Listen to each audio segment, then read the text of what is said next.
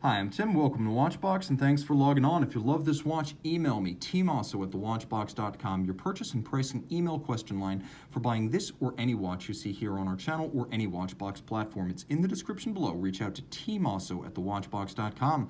Released at Baselworld 2019, this is the Rolex Oyster Perpetual GMT-Master II. This is the 126719BLRO, the Pepsi with the Oyster Bracelet. Now, of course, this is different from the standard steel Pepsi in that it has a gloss blue lacquer dial, a white gold, really gray gold bracelet and case, and then the Oyster rather than the Jubilee bracelet. We'll talk about gray gold in a moment, but let's talk about basic sizing. 40 millimeters in diameter, the watch is 48 millimeters from lug to lug and 51 millimeters from end link to end link. It's 12.2 millimeters thick and thus quite svelte with a 20 millimeter spacing between the lugs.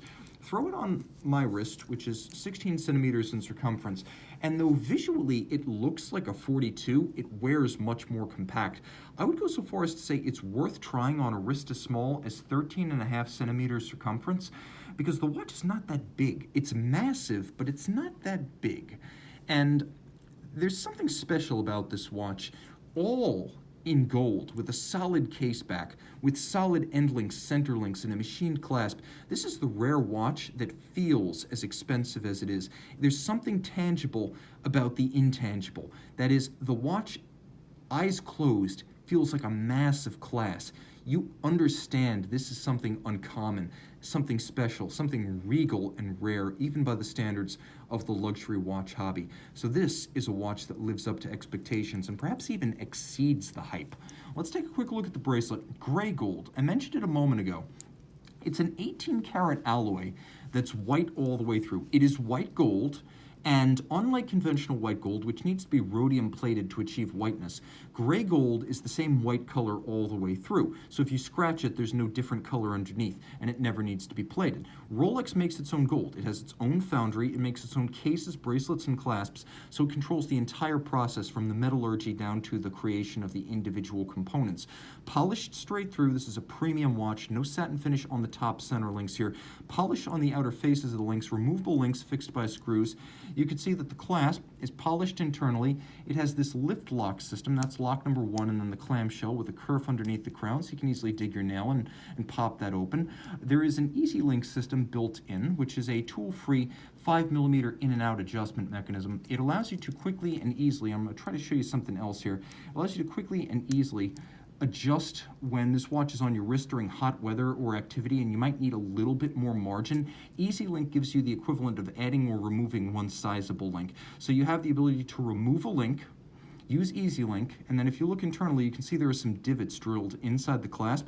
That allows you to use your strap tool to adjust the anchoring point of the bracelet inside the clasp. So there are 3 ways you can adjust the fit. Easy Link, removable links, and then the divots. Polished straight through on the top of the clasp, polished outer faces, satin shoulders. Rolling back the case, it is the super case. Sheer on its side, squared off on its end, polished on its side, satin finished on the lug hoods. Rolex crown, triplock crown. You know it's a triplock crown in gold because the center dot is larger than the flanking dots. 100 meters water resistant. The bezel is polished on its outer bevel, but then you can see its outer underside bevel is satin finished and the recesses are satin finished, which makes for a nice contrast as you roll it through the light.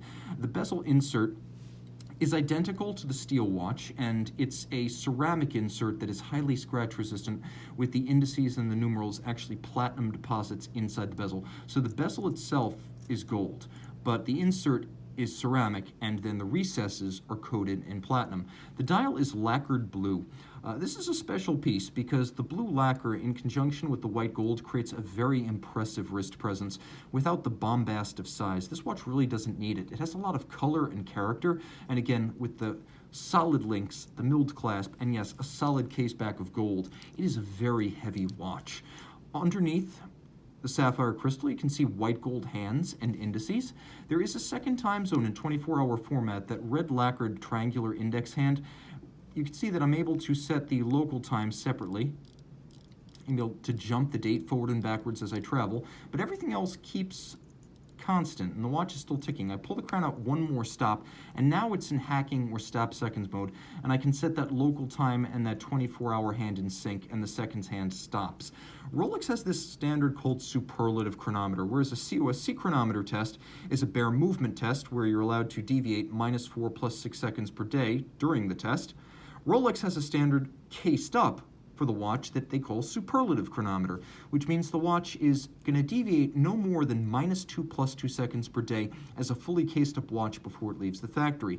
The new movement in this watch, caliber 3285, expands on the previous model's power reserve. It is now 70 hours thanks to the Chronergy Leica etched escapement and a larger mainspring. The watch still has the 12 24-hour dual time, the hacking seconds, the 4 Hz beat rate, the 31 pivot jewels, the bidirectional winding, but there's been a change in the winding rotor, which now uses a rotor bearing instead of the previous jeweled staff. It's more shock resistant. The watch still features 6-position adjustment in-house by Rolex and an overcoil Breguet hairspring made by hand to allow even timekeeping without gain or loss in different orientations on the wrist. It is a blue oxidized anti-magnetic hairspring made of a niobium zirconium alloy, very similar to what IWC used on the Ingenieur 500,000 ampere per meter during the 80s. So I suspect this watch is far more anti-magnetic than Rolex leads on.